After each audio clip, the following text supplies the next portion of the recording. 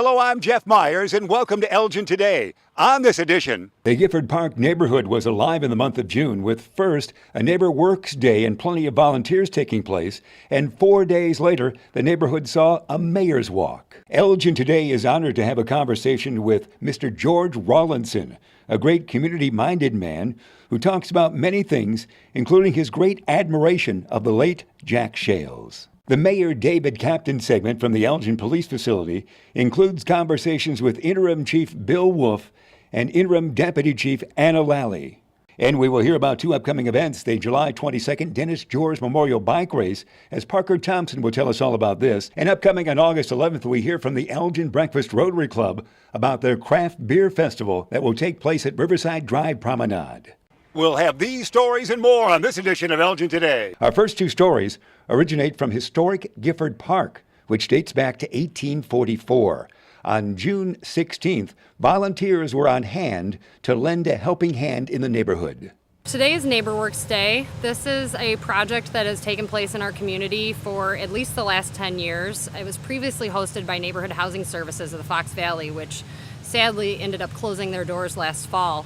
Myself, I've been involved in the last two NeighborWorks Days as a chairperson and a leader in my own neighborhood in the Near West. And so I teamed up with the folks that had been hosting this for the last several years, and we decided we wanted to find a way for the project to continue. In my new role as the director of the DNA, we are adopting this project and using it as a way to reach out into the neighborhoods and build relationships outside of the boundaries of downtown. We also feel that building success and contributing to the improvement of the neighborhood surrounding downtown also contributes to the success of the downtown itself. So we really feel passionate about this project. It's about coming together as a community to help make Elgin the best place that it possibly can be. There is actually work going on at 12 sites. We had a last minute addition. There's 3 front yard fences coming out. There is landscaping projects going on at multiple locations. There's a new picket fence being built on Hill Street, and we're doing some additional painting, installing light fixtures for homeowners, things like that, that really add to the beautification of the locations. We try to prioritize highly visible locations where folks have need of assistance, either elderly, veterans, and any persons in need. We try to take into consideration as a priority for this. Let's stay at Gifford Park because on Wednesday, June 20th, this is where the Mayor's Walk began. We not only have the mayor, we have police and fire personnel. We have the city manager and other city personnel, friends and neighbors. While we walked, we talked with Fire Chief Dave Schmidt. I love this neighborhood. The architecture of the homes, just the style of construction. These are very turn-of-the-century homes, so I'd love to walk in here and just kind of, it's a working-class neighborhood, a real nice neighborhood. A lot of these houses, larger houses that are cut up into apartments, so a bit of a challenge for us if we have a fire. So it's good to get out and walk and look and kind of think about, how you would handle things. So this is actually training for us, even though we're on a walk. Oh, it was a wonderful walk. We were in Gifford Park neighborhood.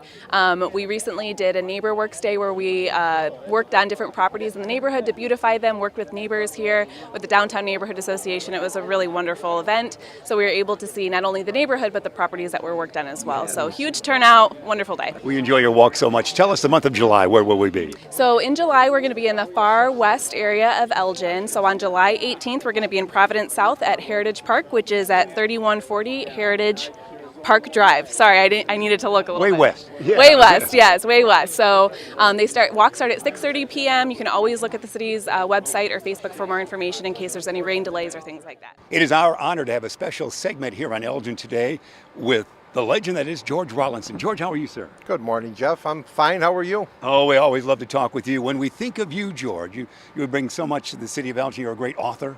You're a publisher.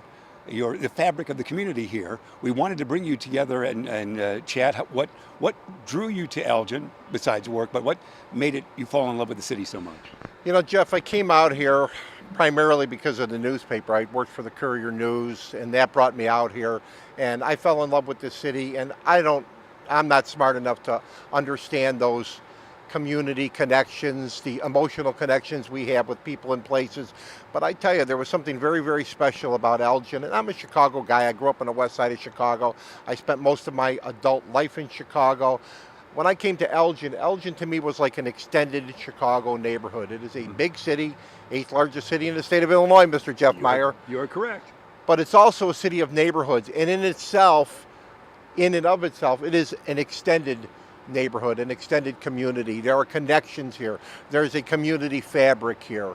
And that's what really kept me here long after I left the newspaper, opened my publishing company. And proud to say, I think we put on some extraordinary events in this city, brought people the caliber of Art Shea here. Yes. Art Shea, the preeminent photojournalist of the 20th century, and author upon author, and dating back to when we published a book on the Cubs, which was the best-selling book last quarter of 2008 in the city of Chicago, and brought, I couldn't tell you how many Major League Baseball players out here. Fun events that were entertaining, also enlightening, and I think put a really positive spotlight on this city. Not that the city needs my help doing it, because it's done it itself. No question about that. You delivered, well, congratulations. Recently you won an Image Award, and you also won a Mayor's Award for Preservation. Image Award night, you delivered one of the most classic reception speeches, if I can say that word properly, of all. Well, it was a pretty emotional night, and I'll tell you why. It's no secret. Most people who know me, and I've been very transparent about this, I have stage 4 cancer. This has been an ongoing issue for 4 years. I had surgery 2 weeks ago. They told me before I had the surgery that if I didn't have surgery, I probably had 2 weeks. After the surgery, maybe I have 2 more years. We'll just take it day by day. But I've learned to speak directly from the heart. And I learned that even before getting diagnosed. I learned that through somebody who became very, very important in my life, an Elgin institution, so to speak, Jack Shales, longtime businessman, legendary philanthropist. There was nobody who had a more giving spirit in this city than Jack Shales. I think he embodies the very best of who we are, and I absolutely loved Jack Shales. And I had many, many moments with Jack. We'd have coffee together, we had breakfast together, and Jack spoke directly from the heart, told me, and I thought of this the night of the Image Award. Jack said, when you give without remembering. When you receive, when you're fortunate enough to receive something, you receive without forgetting. And those are words that I'll never forget. Jack told me, as you get older, George, the things that matter most aren't really things at all. They're the friendships you have, the relationships that you build, and I've learned those things, albeit a little later in life, but I've learned them nonetheless. And Jack Shales was a monumentally important person, not only in my life, but in the life of this entire city. He did more for this city than almost anybody you could think of. And I wanted Jack to be remembered on what was a very special night, and that's what evoked his name originally, and from there it just rolled. Next, we hear from a member of the Elgin Breakfast Rotary Club who talks about a big event upcoming in August at the Riverside Drive Promenade, as we learn more about the club and the event. Our group was founded almost 30 years ago, or chartered almost 30 years ago here in Elgin, a spinoff of the Elgin Rotary Club that meets at noon on Mondays. We meet at 7:15 on Thursdays every week. We've got a group of about 20 members right now, and like I said, almost 30 years old, and we support local, regional, and international charities. Last year you got involved with the Craft Beer Fest. Tell me how that evolved. Well, a group of us wanted to create a new fundraiser that was going to draw people in other than Rotarians or people that knew about Rotary for two reasons. One, we wanted to support downtown, we wanted to have the event downtown, we wanted to promote the downtown businesses, and we wanted to promote Rotary to people that maybe didn't know about it. Last year had a great crowd. This year, what date will it be? August 11th, Saturday. From noon to 5. Actually, the event's from 1 to 5. If you want to buy a VIP early entrance, you can get in for a little bit extra money, and you get free food and some specialty beers. And what's our cost, Dan? It's $40 for general admission from 1 to 5, and $60 if you want a VIP and get in at noon. Yes, our website, www.elgincraftbeerfest.com. And I'd also like to mention that the proceeds from this event support local charities here in town, such as PADS, YMCA, the Ecker Center, and Food for Greater Elgin. My name's Chris Jacobson. My company is Hardcore Craft Beer. We are pretty much a consultation and an event production company. We work within the craft beer industry, been doing it since 2010. I have very strong ties with the distribution companies, the regional reps, other different producers around the country. So I help pretty much bridge the gap between consumer and the actual producer of craft beer, and then we help educate the consumer on what is actually out there in the market. So when the Rotary had to have knowledge, they came to you. Well, yeah, and I've been doing this for several years. Some of the guys on the Rotary have actually attended some of my events in the past, and they just wanted someone local to help kind of plan something also loco. Like, I've been pretty much a born and raised resident of Elgin my entire life, so here we are. Wonderful. Well, it was a great event last year. You enjoyed it, didn't you? I did. It was a great weekend. We got blessed with the weather. The entire area that we actually have the event is fantastic. I think the amount of people that we had was perfect. We can still, grow. We're looking to double it this year. Great amount of breweries out. Great selection of craft beer. I think it's going to be even better this year. It's time for our segment with Mayor David Captain. Mayor, what do you have in mind for us today? Morning, Jeff. We're at the Elgin Police Department. We're going to be talking today to Interim Chief Bill Wolf and Interim Deputy Chief Anna Lally. And we're going to talk a little bit some history and how they got to the positions they are in the Elgin Police Department. And I guess I'd like to start out and just say that, they've both been here over 20 years. I'd like to ask them both the same question. What did you go through? What positions did you go through in your career here in the Elgin Police Department to help you get where you are and give you the experience to get to the position you're in? All right, start with Interim Chief Mr. Wolf. Well, thank you. One thing, that I don't know, a lot of people know that, how I got to the police department is I started out actually as a fireman, and I, in fact, went to paramedic school with Chief Fahey. Wow. And, love public service, took the test here in Elgin, got hired like many people, started in patrol. But my first assignment that really had a major impact on my career was being in the resident officer program. I was in that program for 5 years. I lived in the Ann and Gifford Street neighborhood. And at that time, that neighborhood had extreme, gang problems, drug problems. Elgin was a little bit of a different city back then. We had a lot of crime problems. And probably the thing I'm most proud of is working with the neighbors, working with the community in general, and transforming that neighborhood into a neighborhood that today you can walk down the streets anytime, day or night, feel comfortable with your family, and it's just a great neighborhood. And that transformation has happened throughout our entire city, and that it really is the basis for the community policing that was established back then, and that continues today. After the resident officer program, I had the opportunity to become a detective, and worked a lot of pretty major cases back then. One of the biggest cases I worked is I was one of the lead detectives on the shooting at JB's Pub, where there was 22 people that were shot. It was the only time that Elgin has had a mass type shooting, and hoping that will be the last time we have something like that. That was back in the early 2000s. And then after that, I held different positions as a sergeant, as a lieutenant, eventually starting as a commander with Chief Swoboda, as did Anna. We were the original commanders that started in the administration of the police department. And then the commander role meant what different? Well, it was just a different rank structure, and it was an administrative type position, but a position where we had a lot more, I guess, involvement in the day-to-day operations of those divisions. So we were able to work a lot closely with the other supervisors, as opposed to the previous administrative structure, which was there's a little bit more separation. And so I think it ended up being a good fit and gave us our good first start into being part of an administration and making those big decisions for the police department. Well, and Mayor, you enjoyed the commander concept as well, didn't you? Absolutely. I think it's crucial to how we operate, and it's a big department. There are a lot of people here. And we have a lot of lieutenants, and how do we get all these people coordinated and work together and get experience to move up in the ranks? Well said. Anna, this is your police life. We want to hear the same from you. Yes. So I actually started my policing career in 1996. And at the time, I was at Illinois State University, and I was a senior, and I was going through my internship at DuPage County Sheriff's Department. So at the same time, I was testing for Elgin.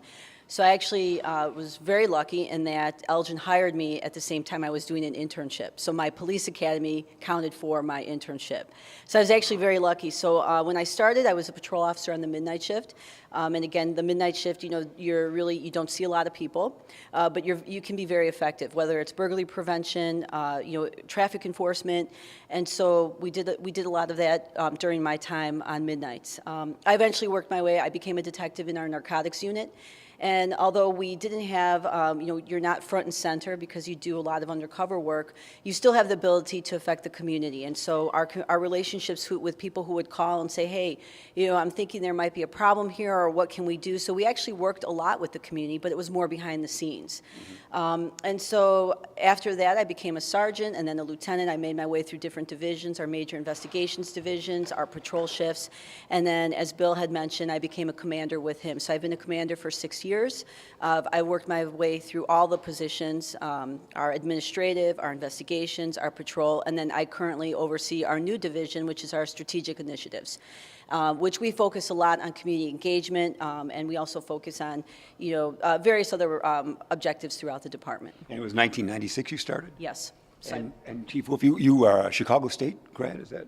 Well, that's in Northern Illinois University, Okay. and then I received my master's degree from Keller Graduate School. All right. Yes. That's the bio. What else do you have for us, Mayor? I think looking back over their 20 years, and I look back, and Elgin been here all my life, and some of the changes that have happened over that 20-year time frame. And I think as the farther along we get in our lives and in time, the faster these changes are happening. So I'd like to ask them each the same question again.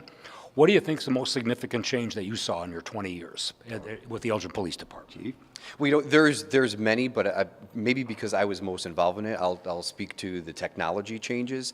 When we first started, we didn't even have computers in our car. We had no video, and all the reports were done paper and pen. And a matter of fact, if we needed a copy of a report, we had every single officer had carbon paper in their folders, so we could have copies of our reports Those to were give the to days, people. weren't they? Yes, exactly. We even had in our records division, we had one of those copy machines that you kind of crank to the yes. When I very first started, I think at that time we had 3 computers in the entire station when I started, and those were mainly in the communication division. So if you needed something run on a computer, you had to go through them. But over the years, it's incredible. We have computers in the cars, we have videos in the cars, we have body cameras, we have integrated camera systems throughout the city. We have ways to monitor social media.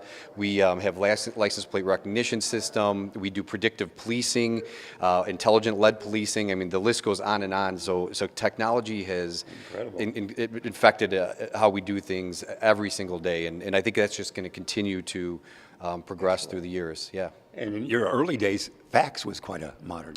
Absolutely, it was. It was our main way of communicating with other agencies, and email obviously made that a lot easier, and along with so many other advances. Oh, wonderful. Hannah? So we actually did have computers when I started. So. Well, your difference was yes, but it was few and far between. And I think one of the major changes, I would agree with Bill too. Definitely technology and how it's evolved, but also the ability of how police officers do their jobs with technology. And I think the other thing that's really changed is more our tactics and how certain divisions have evolved. Whether it's our SWAT team, our narcotics unit, our traffic unit, and I think we do a really good job here of being progressive and always looking at future trends. And so last week we just did an active shooter drill where we've integrated the fire department into how we approach these incidents and the ability to save lives quicker. So, we were at the forefront of that initiative, and I think throughout the police department, whether it's our body cameras, our training, our tactics, or just, how our officers think too. I think that we've done an exceptional job in making sure that we have progressive people who are always looking to make the community much better. Well done. That was done at Elgin High, was it not, the active shooter? Yes, it was. Yes. That's quite a modern thing. Mayor, we have 2 minutes. Okay, just to wrap up really quick, and this is the easy part for you guys. Take a look into the future. And what do you see the next 20 years bringing to the Elgin Police Department? What do you think the changes are going to be for people here? Well, I think one of the things that comes to mind first is the role of police officers has already changed, and it's going to continue to change. The expectations on police officers is greater than it ever has been, and I think that's going to continue. The amount of training that every officer has to go through is incredible. And one of the things I think that is unique about the Elgin Police Department is we're constantly evolving. We're constantly changing our techniques, our tactics, the way we handle use of force, the de-escalation that we're doing. But probably the biggest thing is the fact that, with the mental health issues that are, in our community and all communities within the country, we really need to integrate social work and other, social service providers into our everyday police work. And so if there's any one thing I think that we need to expand in our police department, it's social workers. And literally we need to, probably one of the things that we're going to be requesting in budget in coming years is more social workers and the ability to integrate social workers into the everyday job of police officers. Almost a throwback to social workers. That's good. Absolutely. Anna? I would agree with that, and I would also say it's more of early intervention programs, whether that's with our youth or whether that's addressing mental illness. I think that there has to be a very proactive approach to it and a very comprehensive that involves not just police officers but various social service agencies and thinking outside the box. Thinking about looking at people who maybe want to volunteer and may be retired and have this ability, or they have had a wonderful career doing something that they bring. Hey, I can do that, and I can volunteer my time. So, and I also think with technology, it's about thinking about how can we now take the things that we have and push it to the next generation. So whether that's used with artificial intelligence and the ability to have body cameras that now integrate with police reports, and thinking about things that will make a police officer's job a lot easier, where they don't spend a lot of time report writing because of a body camera that may record it, and then they can divert some of their attention and time towards more of the community initiatives that we have or that we need, specifically towards mental health or our homeless population or our youth population, or various things that we could dedicate more time to. Well said. Mayor, we're down to 30 seconds. We're going to ask Anna about your favorite night, National Night Out. Okay, that sounds terrific. All right, it's upcoming. Tell us. Yeah, so National Night Out will be August 7th, Tuesday. We, again, as many years, we'll have a huge party down at Festival Park. We're also going to be visiting many neighborhood parties. Heather Farrell's neighborhood. Heather Farrell always has a party. All the rope officers will have a party, so we're really excited. It's a great night. We go out in the community. We love what we do. We get to talk with people, hear concerns, eat great food, and have a great time. So Tuesday, August 7th, and we're looking forward to it. It's a great night at Festival Park, isn't it? And you travel all over. Always a good night, and enjoy going out and meeting residents and talking to them about their problems. So it's a great night for the city of Elgin, and thank you to you two for serving our community. And I think it reflects well on the Elgin Police Department, and now the residents know why we have the finest police department in the state of Illinois. No question about it. Thanks, kids. Wonderful work. Mayor, nice job. We're going to scoot out here. Thanks for being with us. That's going to be our edition with Mayor David Captain for this month of July. I'm Parker Thompson. I'm with the Dentisters Memorial Race Planning Team with the Northeast Neighborhood Association. This month, July 22nd, we'll have the bike race on Sunday. We're really looking forward to it.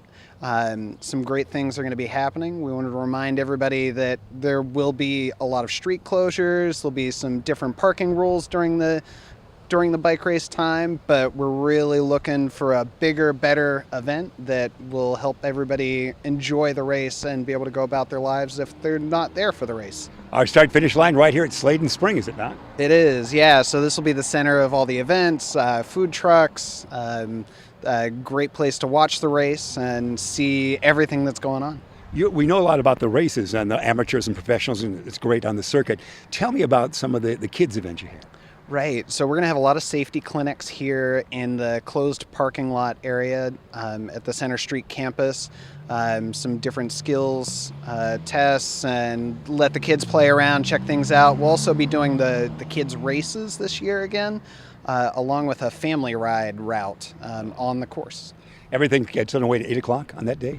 So 8 a.m. to 8:30 p.m. So it's a big day of races. So that's why there'll be, we're working to make sure that we've got lots of volunteers and have coordinated well with the Elgin Police Department. Up on your website, tell me your website. DentistSMemorialRace.com. Up on that site, you've got plenty of folks can see the route real easy. Right. The route map is there, and there's lots of information and links to find out more.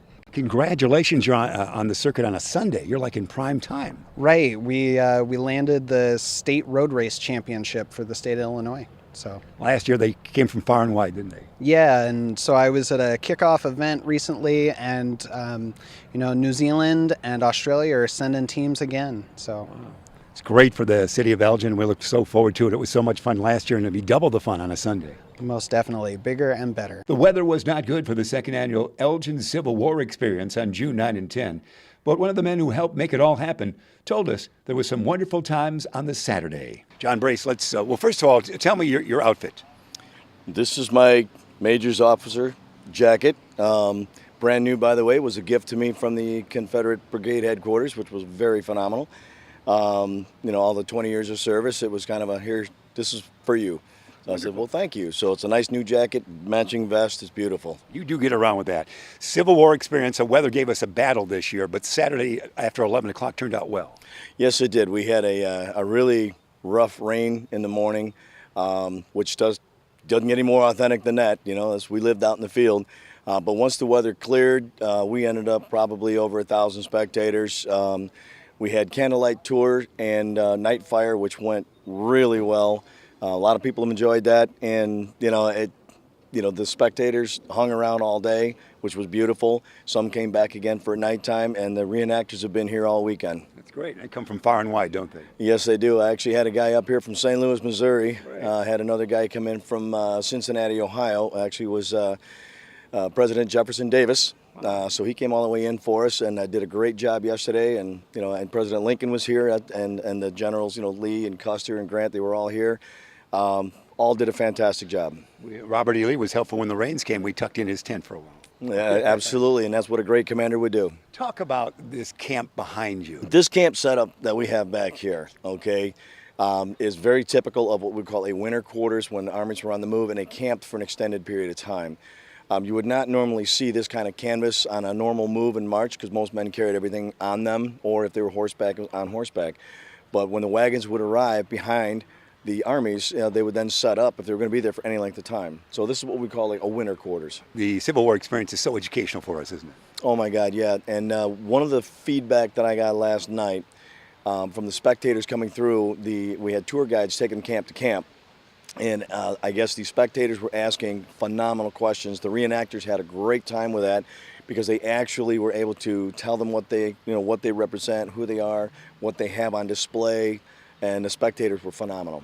So despite horrible weather, there was wonderful times for you. Oh, absolutely. Everyone here had a great time. Social media lit up after the candlelight tour, and they just talked about how well the battles went. The battle yesterday was phenomenal.